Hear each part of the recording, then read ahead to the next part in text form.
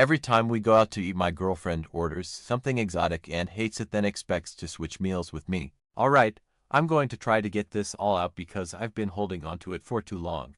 And I honestly don't know if I'm crazy or if this is as big of a deal as it feels. I could really use some perspective on whether this is just a minor annoyance I should suck up or a full-on red flag. So here goes. This all started back when we first began dating in college. Let me introduce you to my fiancée, Sarah. She's great, don't get me wrong. She's smart, funny, creative, and generally an awesome person. But there's this one thing, this one little habit, that has slowly been driving me up the wall for years. It's always been there, like a little pebble in your shoe that you can ignore for a while until one day, you can't anymore. Sarah is what she likes to call an adventurous eater. I guess you could say she fancies herself a bit of a foodie. When we go out to eat, she always gravitates towards the weirdest, most unique items on the menu. The catch of the day, the chef's special, the seasonal tasting menu, you get the picture. I'm not opposed to trying new things myself, but here's the problem. Sarah almost never actually likes what she orders. And every single time, she ends up eyeing my plate, like a lion eyeing its next meal, and goes, "Wow, your food looks really good. Wanna trade?" For context, I'm a pretty simple guy when it comes to eating out. I'm the safe order guy. I like to stick with classics, burgers, steak, chicken tenders, maybe some pasta if I'm in the mood. It's not that I'm boring or that I don't enjoy trying new things. I'm all about experimenting with food when I cook at home. But when I'm out, I want to know that what I'm paying for is going to be good. So yeah, I order the boring stuff, but at least I know it's going to taste decent, right? Anyway, this whole food switching thing has been going on since college. Back then, I thought it was kind of cute. I mean, she's quirky, right? It was one of those that's just Sarah being Sarah things at first, but here's where it started to get old. It wasn't just a one-time, oh, I made a bad choice situation. It became a pattern.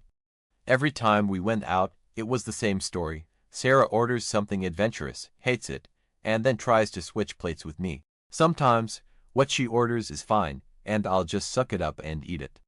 Other times, it's honestly terrible, like the time she ordered some sort of weirdly spicy octopus dish that tasted like rubber, and I had to pretend to enjoy it while she ate my perfectly cooked steak. I've brought it up before, trying to be as tactful as possible.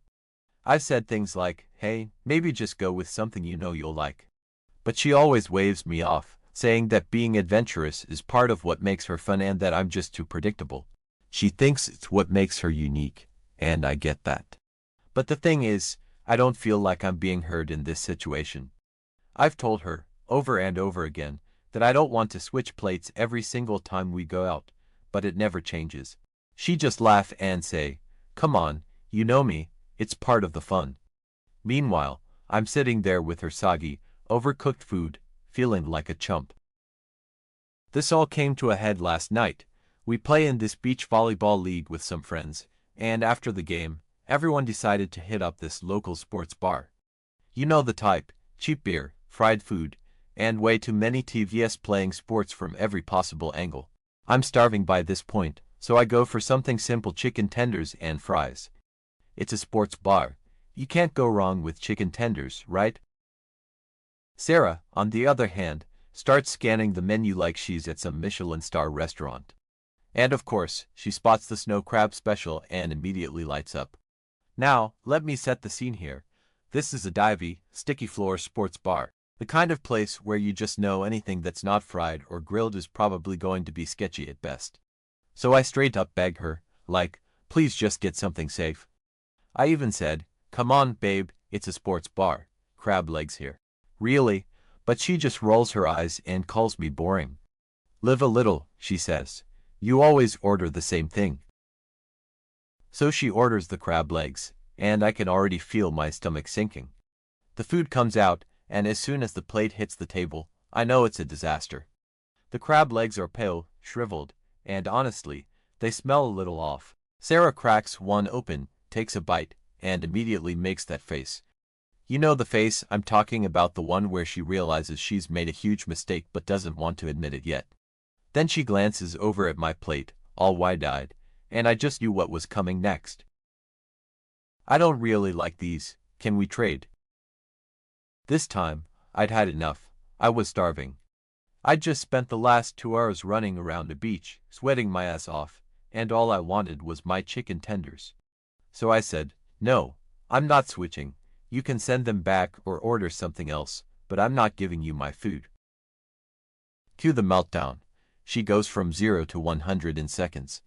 First, she accuses me of wasting food, which come on. She's the one who ordered the damn crab legs. I didn't force her to do that. Then she starts saying I'm being selfish and uncooperative, that I should have read the room and just gone along with it like I always do.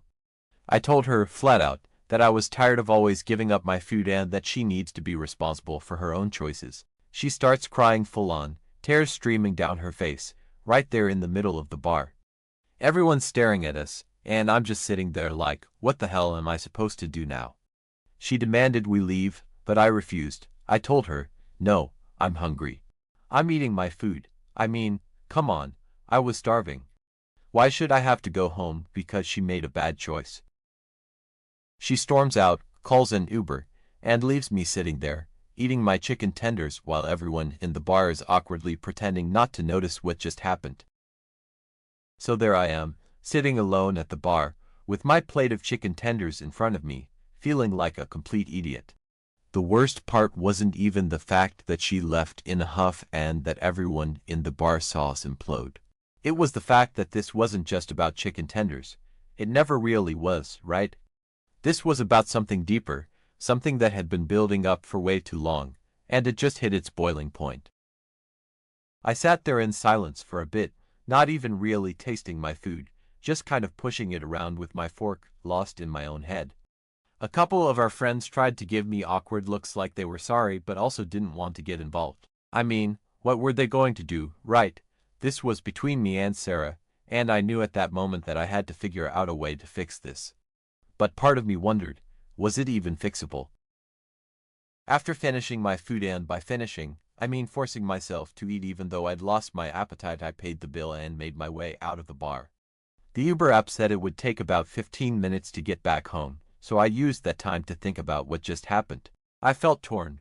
On the one hand, I was relieved that I'd finally stood up for myself. For once, I hadn't let her steamroll me into giving up my food like she always did.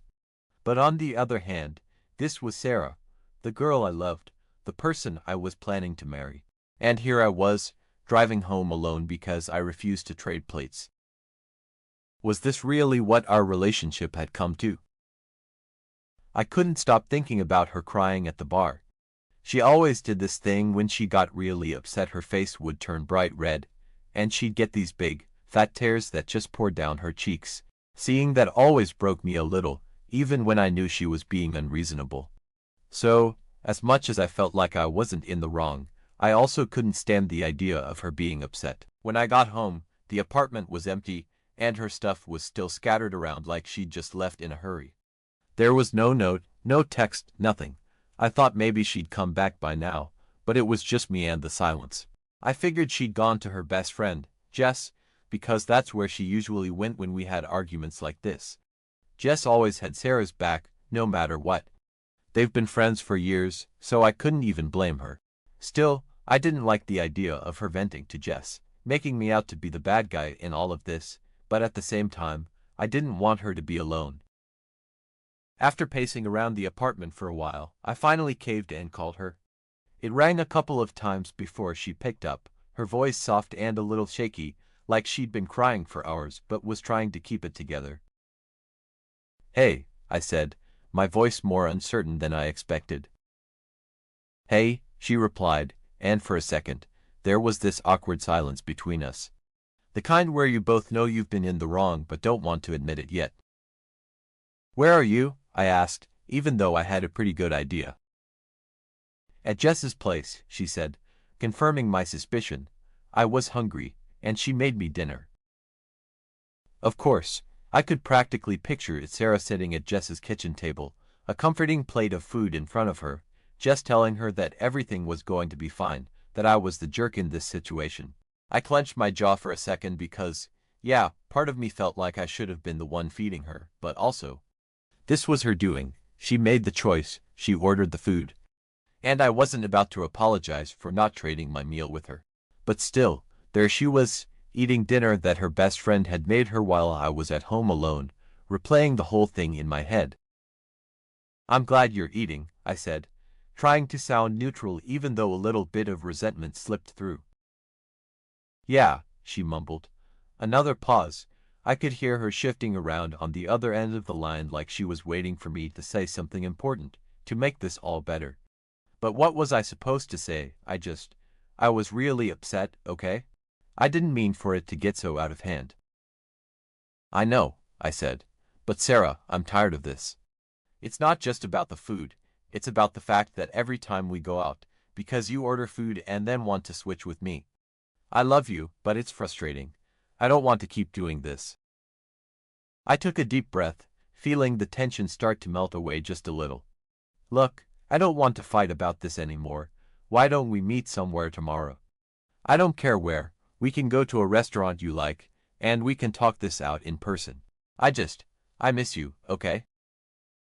She sniffled a bit, clearly still emotional, but I could hear the relief in her voice when she replied. "Yeah, I'd like that. I miss you too. Maybe we can go to that little Italian place by the park." "Sounds perfect," I said, feeling a sense of hope creep back in. "We'll meet there at 6. 6 is good," she agreed. So, the next day rolls around, and I'm heading to meet Sarah at this little Italian place near the park. It's one of those cozy spots where they have checkered tablecloths and bottles of olive oil on every table. The type of place where you can't really go wrong, right? But as I'm walking there, all I can think about is how this might play out. I know Sarah. I know she's going to get tempted by something exotic on the menu, even after everything we talked about the night before. She might start off acting like she's going to stick to something simple, but I can already see it. She's going to order something wild, hate it, and want to swap with me. But this time, I've got a plan. I'm not about to be blindsided. I love Sarah, but I've learned how to anticipate these things. So, I decide to play along kind of. Instead of my usual safe order, I'm going to throw her off. I'm going to order something adventurous, too, something I wouldn't normally get. That way, when she inevitably asks to switch, I'll be ready. I get to the restaurant a little early, and she shows up right on time, looking all cute like nothing had happened the night before. She's in a good mood, which is a relief because I wasn't sure what kind of energy she'd be bringing after that meltdown at the bar. We hug, and I can tell she's a little nervous, but we sit down and things seem fine. The awkwardness from the night before is still hanging in the air a bit, but we're both trying to push past it. "So, what are you thinking of ordering?" I ask her, as casually as I can. She picks up the menu and starts glancing through it, flipping back and forth between the pages. At first, she's eyeing the pasta section, the safe zone. I'm watching her closely, and for a second, I think maybe she just orders something normal, and we can avoid all the drama. But then, I see her gaze shift. She's drifting past the regular spaghetti and chicken parm, and now she's staring hard at the chef's special section. My internal alarms start going off. "Oh, wow, they have squid ink risotto," she says, her eyes lighting up. "Here we go." "That sounds interesting," I say, trying not to let on that I know exactly where this is heading. "I've never had it before. Do you think it's good?" she asks, half to me, half to herself. "It could be," I say, keeping my tone neutral. "But you might want to stick to something you know you'll like." "I dunno," she replies, already starting to justify it to herself. "I've always wanted to try something like that. Maybe I'll give it a shot." She's locked in now. I can see it in her eyes. There's no turning back. I just nod, letting her make the choice. Meanwhile, I'm already planning my move.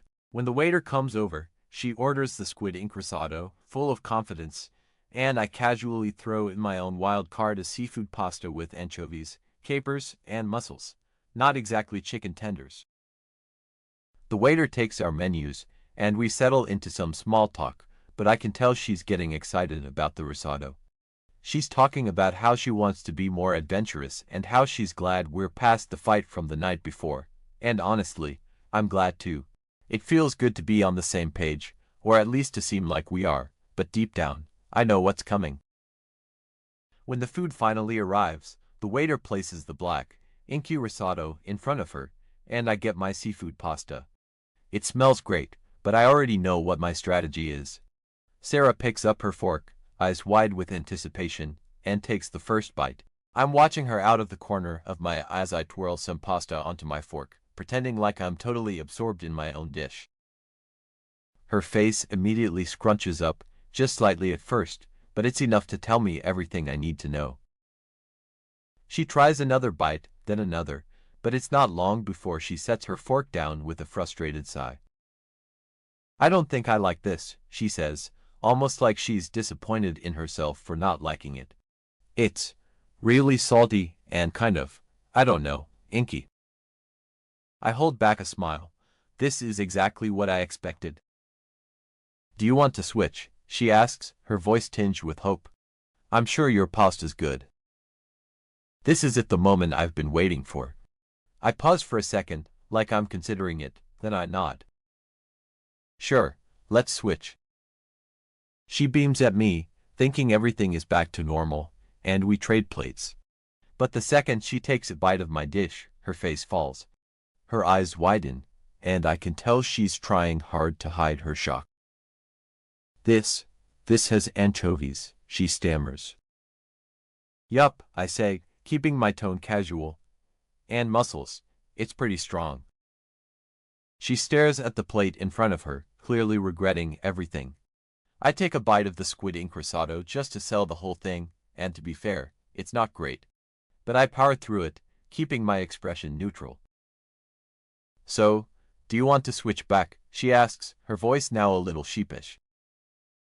I shake my head, smiling just a bit. Nah, I'm good with this. Let's just finish what we've got. I can tell she's completely caught off guard. She doesn't say anything for a minute, just picks at the anchovies and capers on her plate, clearly struggling. The tables have turned, and she's realizing now that maybe switching meals isn't always the easy fix she thought it was.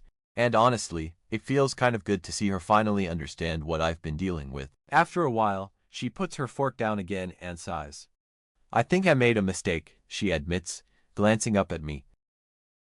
I think so too, I say, trying not to sound smug but failing just a little. We both laugh, the tension breaking a bit, but I can see she's still wrestling with her decision. We finish our meals in relative silence, and by the time the check comes, she's quiet. I can tell she's processing everything that just happened, and I'm really hoping that this might finally be the moment where she learns her lesson. When we leave the restaurant, she slips her arm through mine, and we walk back to the car together. I'm sorry, she says after a while, for always doing this. I didn't realize how frustrating it must have been for you. I appreciate that, I say, squeezing her hand gently. But you've got to start owning your choices. I can't always be the backup plan. She nods, and for the first time in a while, I feel like she really gets it. It's a small victory, but it feels like a big step forward. Maybe next time we go out to eat, she'd think twice before ordering something crazy. And if not, well, at least I know how to handle it now.